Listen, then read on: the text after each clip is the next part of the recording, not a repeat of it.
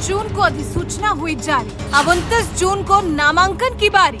18 जुलाई को होगा मतदान, 21 जुलाई को होगी मतगणना और फिर 25 जुलाई को नए राष्ट्रपति लेंगे शपथ।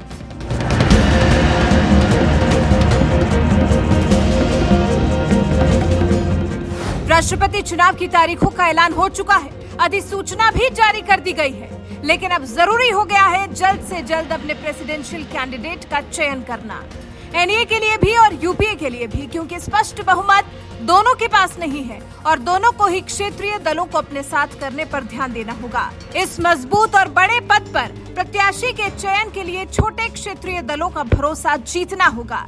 हालांकि एनडीए ने तो इसके लिए तैयारियां काफी पहले से शुरू कर दी थी, लेकिन अभी तक स्पष्ट तौर पर कुछ नहीं कहा जा सकता है। तभी तो 29 जून को नामांकन से पहले एनडीए और यूपीए दोनों को अपना अपना प्रेसिडेंशियल कैंडिडेट फाइनल कर लेना है। ऐसे में कौन सा क्षेत्रीय दल किंग मेकर की भूमिका में उभरेगा नहीं कहा जा सकता। जगन मोहन रेड्डी, नवीन पटनायक और केसीआर में से कोई भी राष्ट्रपति चुनाव में एक अहम भूमिका निभाता हुआ नजर आ सकता है। बीजेपी समर्थित एनडीए की बात करें तो वो सिर्फ 13 वोटों से दूर है। ऐसे में रेड्डी और नवीन पटनायक दोनों में से किसी ने भी समर्थन दे दिया तो एनडीए की जीत निश्चित हो जाएगी। लेकिन क्या ये दोनों एनडीए को अपना समर्थन देंगे? नवीन पटनायक और जगन मोहन रेड्डी ने साल 2017 में तो एनडीए को अपना समर्थन दिया था। ऐसे में उम्मीद एनडीए को इन दोनों से फिर एक बार है कि इस बार भी नवीन पटनायक और जगन मोहन रेड्डी से एनडीए को समर्थन हासिल होगा। इनमें से ओडिशा के मुख्यमंत्री नवीन पटनायक की बात करें तो उन्हें बंगाल की मुख्यमंत्री ममता बनर्जी ने भी सपोर्ट के लिए न्योता दिया है। वहीं बीजेपी से भी बड़े नेता अश्विनी वैष्णव ने भी पटनायक को साधने की कोशिश की है। पटनायक का समर्थन वैसे तो साल 2012 से ही एनडीए को मिला हुआ है। पटनायक की पार्टी बीजू जनता दल अटल बिहारी वाजपेयी की सरकार में भी शामिल थी, लेकिन वो आखिरी बार था जब वो एनडीए का हिस्सा थी। उसके बाद से राष्ट्रपति चुनाव में पटनायक ने बीजेपी का साथ दिया है। इसके अलावा 20 साल से पटनायक का सेंट्रल पॉलिटिक्स में कोई बड़ा रोल नहीं है। नवीन पटनायक का एनडीए को कब समर्थन? 2012 के चुनाव में नवीन पटनायक के सुझाव पर एनडीए ने पीएस संगमा को उम्मीदवार बनाया था। संगमा को यूपीए उम्मीदवार प्रणब मुखर्जी से हार मिली थी। 2017 में नवीन पटनायक ने रामनाथ कोविंद का समर्थन किया था और उन्हें ही जीत हासिल हुई थी। तो इस बार भी उम्मीद है कि समर्थन एनडीए को ही मिलेगा। नवीन पटनायक का समर्थन बीजेपी के लिए जरूरी इसलिए भी है क्योंकि उनके पास 30,000 से ज्यादा वोट हैं। अब बात आंध्र प्रदेश के मुख्यमंत्री जगन मोहन रेड्डी की। जगन मोहन रेड्डी की वाईएसआर पार्टी के पास 40,000 से ज्यादा वोट हैं। एनडीए के शीर्ष नेता जगन मोहन रेड्डी से संपर्क बनाए हुए हैं। हालांकि रेड्डी किसका साथ देंगे अभी कुछ कहा नहीं जा सकता।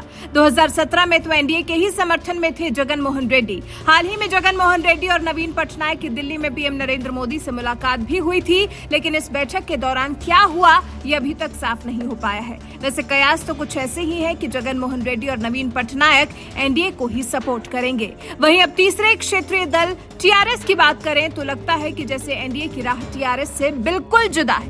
हालांकि तेलंगाना के मुख्यमंत्री चंद्रशेखर राव यानी केसीआर ने अभी तक अपने पत्ते तो नहीं खोले हैं, लेकिन जिस तरह से गृह मंत्री अमित शाह ने टीआरएस सरकार पर हमला बोला है उससे साफ है कि एनडीए को टीआरएस से कोई उम्मीद नहीं है। लग रहा है जैसे एनडीए सिर्फ रेड्डी और पटनायक के साथ ही राष्ट्रपति चुनाव को जीतना चाहती है। चलिए अब ये भी देख लेते हैं कि साल 2017 से साल 2022 में किस तरह से राष्ट्रपति चुनाव के लिए समीकरण में बदलाव आया है। बीजेपी के पास शिवसेना और अकाली दल जैसे साथी अब नहीं है। तमिलनाडु में एआईएडीएमके सत्ता से बाहर है। राजस्थान और छत्तीसगढ़ में भी बीजेपी के हाथ में सरकार नहीं है। एमपी और यूपी में भी बीजेपी के विधायकों की संख्या घटी है।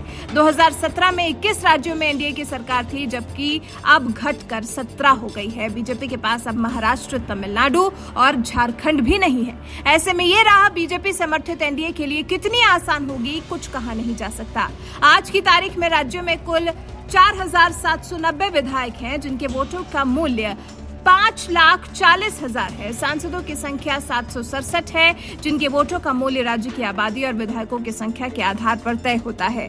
सांसदों के वोट का मूल्य और विधायकों के वोटों का कुल मूल्य लोकसभा और राज्यसभा के सांसदों की संख्या से भाग देकर तय होता है। एनडीए के पास 5,26,420 वोट है। यूपीए के हिस्से में 2,59,892 वोट है। वहीं अन्य दलों में जैसे Trinamool Congress, YSRCP, BJD, SP और लेफ्ट के पास कुल मिलाकर 2,92,894 वोट हैं। अब ऐसे में एनडीए अपने लिए कैसा आंकड़ा फिट बैठाएगी वो देखना काफी दिलचस्प होगा। हालांकि इसके लिए जिम्मेदारी तो बीजेपी के 2 वरिष्ठ नेताओं रक्षा मंत्री राजनाथ सिंह और बीजेपी अध्यक्ष जेपी नड्डा को दे दी गई है, जो कि बीजेपी और यूपीए के सभी घटक दलों के साथ साथ अन्य राजनीतिक पार्टियों और निर्दलियों के साथ भी बातचीत कर रहे हैं और अपने पक्ष में समीकरण बैठाने की कोशिश कर रहे हैं। वैसे बीजेडी और वाईएसआर कांग्रेस पार्टी से तो बीजेपी को उम्मीद है। आपको टीएसआर को छोड़कर जगनमोहन रेड्डी और नवीन पटनायक से कितनी उम्मीद है, इस बारे में आप क्या सोचते हैं? राष्ट्रपति चुनाव में किस प्रत्याशी की जीत होगी? आपकी इस पर राय हमें कमेंट कर